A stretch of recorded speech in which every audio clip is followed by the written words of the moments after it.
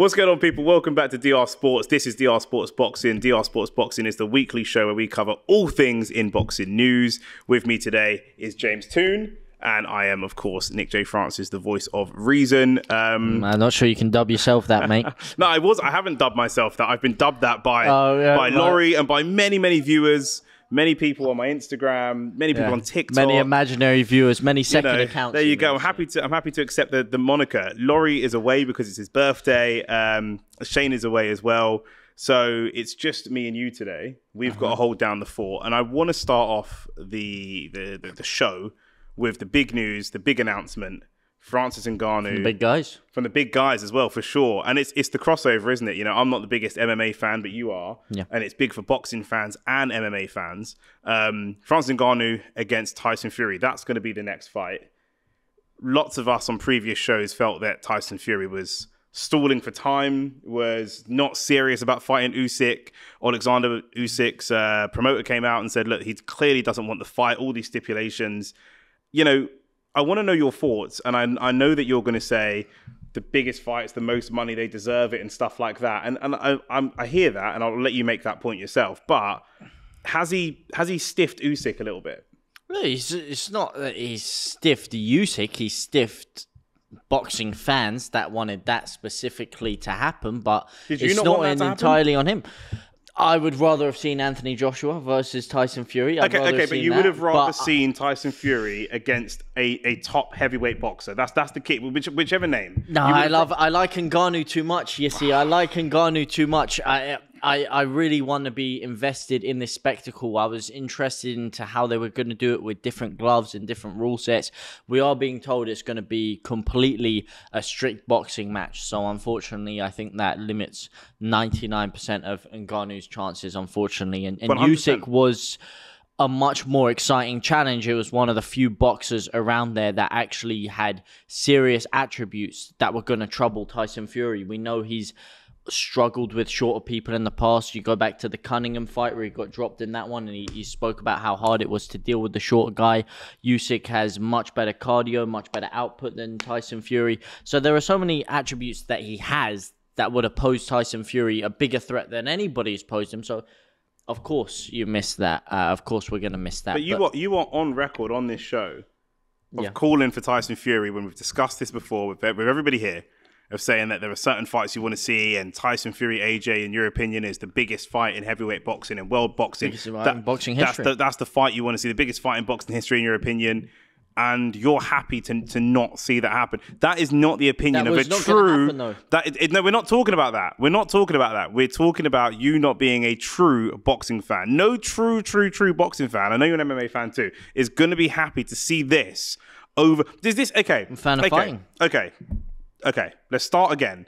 Does this affect Tyson Fury's boxing legacy? We've spoken before about Canelo Alvarez, and some of us on the panel, me, think that he should be stripped of his belts if he's not going to fight. If he's not going to fight for those belts at that weight class, I'm going to make the same argument for Tyson Fury if he's going to step away from the sport entirely, not even fight someone outside of the top 5 or top 10, but step completely away from the sport. So he's not going to defend his belts at all. Should he be stripped of these belts, and does this affect his legacy? Well, I don't think him taking this fight affects his legacy, because right now, in this current situation, in the current time that he has accepted the fight, there's no other fights out there. We've already heard that Usyk was agreeing to fight Daniel Dubois. We already heard that Anthony Joshua is tied up with Dillian White. He's not going to fight Deontay Wilder again. That would just be stupid. So there aren't really many. Why would that be stupid? Zhang is tied up with Joe Joyce. Because why is he going to fight a guy that he's fought 3 times? He has to defend his belts. Yeah, okay, but what? Why couldn't he not defend it against Ngannou? Ngannou has just as much right to get in there with him as Deontay Wilder does. No, he doesn't. Deontay Wilder got slept 3 times by this guy, man. He got battered in the first fight and somehow fluked a decision draw. Second fight got mauled. Third fight, no conversation because he went out flat on his face. So there is no world in which Deontay Wilder should be getting himself a 4th fight without earning it by beating an Anthony Joshua or someone. Francis Ngannou at least brings a crazy amount of eyeballs because there is some sort of unpredictability about it. He is one of the most ferocious punchers in fighting history. He is. His power is devastating. And I know you can turn around and say it's the smaller gloves and he doesn't quite have the same technique of a Wilder or a Fury, but if he does land on you, it could be curtains. It could be curtains for any man on the planet. He hits faster than like a Ford Escort going at like 90 miles an hour. No one is disputing Francis Ngannou's power. I'm very happy to see him get this shot. I'm very happy to see him making a good payday. And I'm not against seeing it. What I'm saying is Tyson Fury should A, relinquish his belts, or B, fight a professional boxer. You said that Deontay Wilder doesn't deserve to be in there because he hasn't beat someone at the top level. But you wanted Fury to fight AJ. I believe this is going to be a professional bout, and Francis Ngannou is qualified as a professional boxer. And actually, he started off his career as a boxer. To your point, he started off his career as a boxer. How many years ago? It's an irrelevant issue. When he first moved to France, he was training to be a boxer. His first dream was to be the heavyweight champion of the world in boxing, and all of a sudden he moved to France, and this guy because it's easier to be a world champion in MMA. That's absolute waffle. That is absolute waffle. And there is one man stood in MMA who is more decorated in his division than any heavyweight boxer out there in terms of their entire career, and that is Jon Jones. So to say it's easier to go and beat Jon Jones than it is to beat Tyson Fury at the top, well, this is the exact point that I'm segueing into there. Is that the way that money is and the eyeballs of unpredictability and all these things and the fights it causes, I'm not going to blame the fighters for it because your job is to make as much money as you can at that time. So I don't blame Ngannou for it. I don't even blame Fury to a certain aspect. But it is a sad position that we find ourselves in as fans of either sport, that the two biggest fights of either sport that we should be seeing, that would be two of the biggest fights of all time, would be both Tyson Fury versus Anthony Joshua, I would say. Some people would say it would be the undisputed Tyson Fury versus Alexander Usyk, which I would also love. And Jon Jones versus Francis Ngannou, which we're just not going to see. And it's really unfortunate because I would love to see both of those fights. To paraphrase Shane, let me ask you a question. Okay? Would you be happy as an MMA fan watching Tyson Fury go in for... Did Francis Ngannou have a belt? Yeah. Francis Ngannou was the heavyweight champion. They're both lineal heavyweight champions. Would you be happy with Tyson Fury going into MMA and fighting Francis Ngannou for the belt? Yeah. And skipping everybody else that's in the queue in MMA that has trained MMA fighters? Yeah. That's disgusting. I can't get behind that. That's where we disagree. And I can tell that Tyson Fury is your favorite heavyweight boxer. You will in a second, but first I can tell Tyson Fury is your favorite heavyweight boxer because you have one thing in common, and you both lack integrity. No, but that's not true. That's how life works, though. When Israel Adesanya just lost his championship 6, 7, 8 months ago to Pereira. The reason why Pereira got that fight so quickly is because he was the only guy to ever knock out Adesanya. He knocked him out in kickboxing, not in mixed martial arts, in kickboxing. All of a sudden, Adesanya goes through a litany of top fighters, becomes champion. Pereira joins the UFC. He has 2 or 3 fights, and he gets moved straight into a championship match against Adesanya. He skipped all the wrestlers, he skipped all these things, and got that big shot because of that. Beat Adesanya and earned himself the championship. And like you just said, those kind of things happen in sports. He had 2 or 3 fights in the MMA and then moved. One or two. 2 or 3, 1 or 2. Where semantics. But he wasn't as big of a... Yeah, but Francis Ngannou is a champion in one organization. They are both fighting organizations. It's not like Ngannou is some influencer. So why is it... It's not like Ngannou's a KSI that's coming in there and just got numbers. So will this... And you don't think that this damages the integrity of the sport, broadly speaking? Or do you think that he should at least relinquish the belt while he's going and doing things that are outside of the sport? No. Because with Francis Ngannou, he stayed inside the sport. With Israel Adesanya, he stayed inside the sport.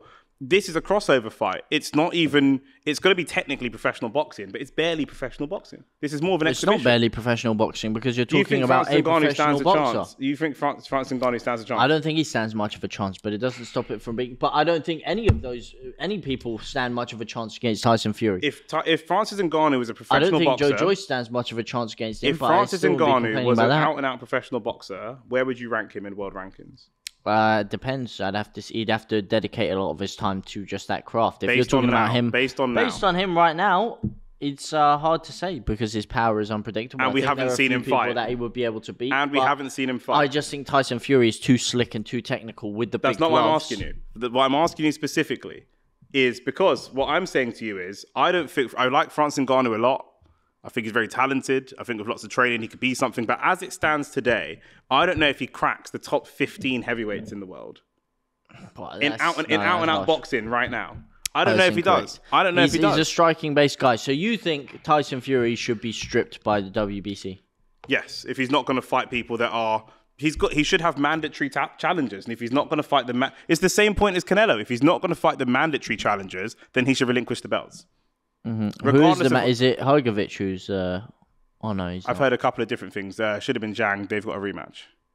Zhang, right? Zhang Joyce. Zhang. It's the rematch. Yes, but I still think that he should be fighting people that are within the realms of professional boxing in the meantime. Yeah, no, Hogovic was for the other belts. Yeah, I'm an idiot. No, I see what you're saying, and I do think it is a sad state of affairs that it's taken us so long to get to this point. But once he's agreed this, or at the time that he has, there was no other top competition out there. So I'd rather see Usyk, I'd rather see Anthony Joshua, but if we can't get one of those two in there against Tyson Fury for whatever reason, then I have no problem whatsoever with Francis Ngannou, a man who I heavily respect, who has put himself through utter bedlam in his life to get to this point, from the lowest of the lows, to defeat an organization like the UFC and wrangle his way out of the contract and stay true to himself the way he did to get this fight. I got no problem with it. Do I think it's come at the right time? No. I don't have no problem with him either.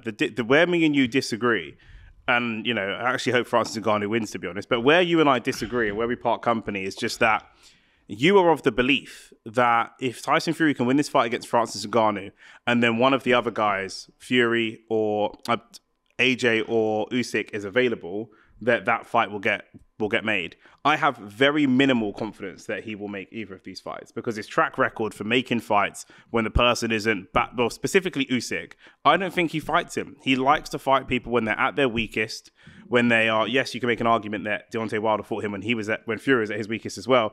But Tyson Fury is a big talker and doesn't take people at their peak. He waits for me to be damaged property and then looks to fight them. And with Usyk, he's longing him out. You know who else did that? Floyd Mayweather. Floyd Money. See, we're not talking about Floyd Mayweather. I don't even need to say it, man. The greatest of all time, and he does it himself. So it's barely the greatest of all time. But anyway, yeah. I mean, no, look, there's only one thing I would say to counter that. You put a black mark against Mayweather's name because of that. No. Would you put... Yeah, you do, because you always bring it up as a negative. I bring it up as a point of comparison because I think he is the greatest boxer of all time. And I think if people are going to be so critical of other people and give someone like Mayweather a pass, you have to look at the hypocrisy in what they say. Lots of people put a black mark against Mayweather's name. Would you put a black mark against Tyson Fury's name? No, I would put a black mark against his name for the way that he's conducted himself, perhaps, throughout these negotiations this year when it comes to fighting people like Anthony Joshua, when it comes to fighting Alexander Usyk. Yes, I would potentially put a black mark, one of those board markers which you can erase later if he actually does create those fights. At that point, the black mark's gone. But I wouldn't say that he's tarnishing his entire legacy because I think in years to come, people will look at this fight as a once-in-a-lifetime fight. This is the baddest man on the planet. Everyone used to say the heavyweight champion of the world in boxing is undoubtedly the baddest man on the planet. But then all of a sudden UFC's come along and it's a completely different skill set, and now there's a conversation. Who is the real baddest man on the planet? The two biggest punchers, or the two fighters fighting in the biggest division with the biggest punch power, with the biggest opponents that you can get, different skill sets. Which one is going to come out on top? Who is going to assert their dominance? Because if Tyson Fury bullies Ngannou around the ring, I know you could always turn around and say in a real fight, Ngannou would batter him, but it's still something that's not going to look great for someone like Ngannou, and it's something that's going to give Tyson Fury a lot of bragging rights in years to come. I understand that. I'll make a prediction. AJ is going to fight Dillian Whyte.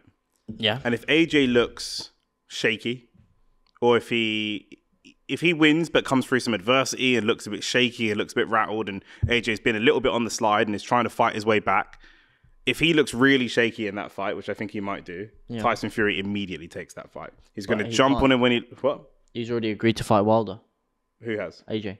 When? well, it's pretty much signed and sealed. Until such time, it's not signed, sealed, and delivered, but it's pretty much a gentleman's agreement. Until that time, if he looks shaky, Tyson Fury will suddenly that fight will get made out of nowhere, and all of a sudden, hey, I'll fight anybody, anytime, and all the rest of the theatrics. Anytime, anywhere, any place. That's it. So yeah, I mean, for me, I understand what you're saying, and like I say, I'm really happy for Francis Ngannou, but for the sport of boxing, it's a little bit disappointing, and that's my main issue. But look, you guys, let me know what you think. Do you side with me and think it's disappointing? Do you side with James? Is it just a one-off, or will we start to see Tyson Fury move away from the sport of boxing and and make big money and prioritize money over legacy fights, despite his brand of being a fighting man and all the rest of it? And how long do we give him to do that before such time as we start looking at stripping his belt and having those types of conversations? How long do we give it? Because I could see rematch clauses, I could see other MMA fighters, I could see all types of stuff happening before he goes and takes fights with Usyk or other people that he thinks are dangerous. Well, yeah. I don't know about stripping him. I think maybe he's lost a bit of weight recently. Maybe he's looking good, but it's not something that I would definitely confide to doing in. But he is looking good. Hey, all I'm gonna say is it's a once in a lifetime fight. So when it comes around, enjoy it, love it. And I tell you something, you're gonna complain about it and throw Tyson Fury under the bus. Laurie's gonna complain about it. Shane's gonna complain about it. Everybody's gonna be lumping in, giving their 2 pence on it. But I guarantee you, every single one of you is going to tune in and watch that fight. We will definitely be covering that fight. We will be covering it. Yeah. And everybody in every corner of the globe is going to be watching that fight. You are. So you can criticize it. You can say all this stuff. But at the end of the day, they've done their job. Because you're interested. You want to see the fight. Everyone does. Let us know what you think. And listen, man, it's like I say, to me, it's disappointing. But catch us on the next one. We're out.